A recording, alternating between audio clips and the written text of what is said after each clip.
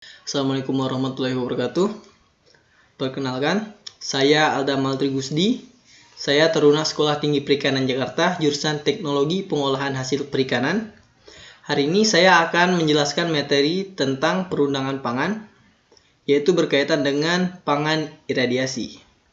Nah, untuk mempersingkat waktu, langsung saja kita masuk ke materi. Pertama, apa sih iradiasi itu? Nah, iradiasi pangan adalah metode penyinaran terhadap pangan, baik dengan menggunakan zat radioaktif ataupun akselerator untuk mencegah terjadinya pembusukan dan kerusakan serta membebaskan pangan dari zat renik patogen. Nah, sedangkan pangan iradiasi adalah setiap pangan yang dengan sengaja dikenai sinar atau radiasi ionisasi tanpa memandang sumber atau jangka waktu iradiasi ataupun sifat energi yang digunakan. Nah, secara sederhana, iradiasi itu adalah proses yang digunakan, sedangkan pangan iradiasi itu adalah produk yang dihasilkan dari hasil iradiasi pangan tersebut. Selanjutnya, apa sih tujuan dari iradiasi itu? Di sini ada beberapa tujuan. Yang pertama adalah menghambat pertunasan, kedua adalah membasmi serangga, ketiga adalah memperpanjang masa simpan, keempat adalah mengurangi jumlah mikroba, kelima adalah mengurangi jumlah mikroba patogen tertentu. Kemudian disinfestasi serangga, membasmi jamur, sterilisasi, dan yang terakhir adalah pengawasan karantina. Nah, untuk sumber iradiasi pangan biasanya ada beberapa sumber ya. Di sini saya akan jelaskan ada beberapa yang bisa digunakan, yaitu sinar gamma dari radionukleotida dan lainnya. Kemudian ada sinar X dari mesin sumber yang dioperasikan pada atau di bawah 5 MeV. Nah, kemudian elektron dari mesin sumber yang dioperasikan pada atau di bawah 10 MeV. Nah, kemudian aman nggak sih pangan iradiasi itu?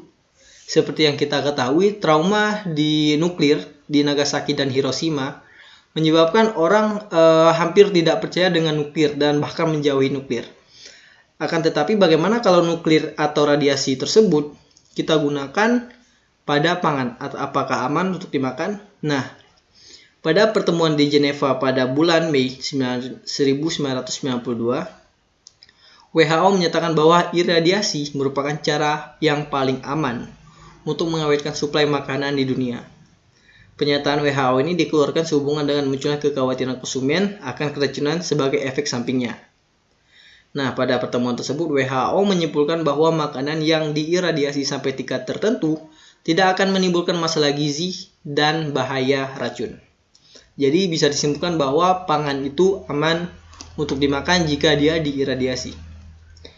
Nah, dasar hukum di Indonesia yang mengatur tentang iradiasi pangan, yang pertama adalah Undang-Undang Nomor 7 Tahun 1996, sudah lama sekali, tentang pangan. Undang-Undang Nomor 69 Tahun 1999 tentang label dan iklan pangan, PP Nomor 28 Tahun 2004 tentang keamanan mutu dan gizi pangan, Permenkes Nomor 86 Menkes Per 12 1987, ini sudah lama sekali, tentang makanan iradiasi, dan Kemenkes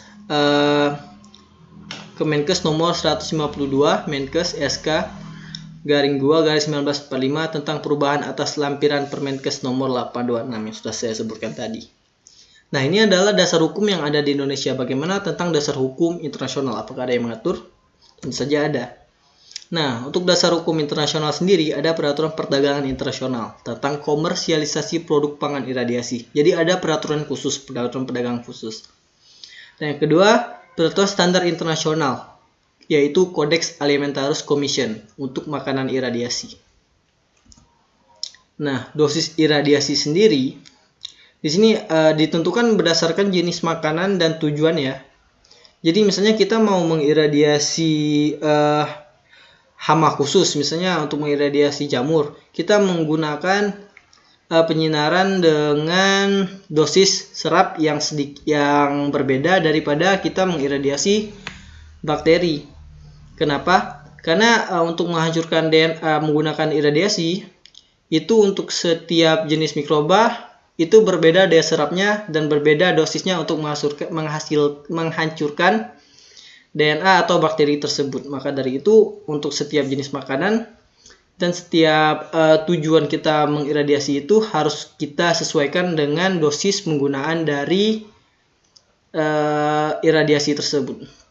Yang berikut saya paparkan beberapa tentang dosis serap untuk beberapa pangan iradiasi. Nah, kemudian berdasarkan PP nomor 69 tahun 1999 tentang label dan iklan pangan, bahwa dapat dicantumkan logo khusus pangan iradiasi. Logonya yang warna hijau di sebelah kanan itu. Nah, kemudian keterangan lain tercantum nama dan alamat penyelenggara iradiasi, tanggal iradiasi, nama negara tempat iradiasi dilakukan.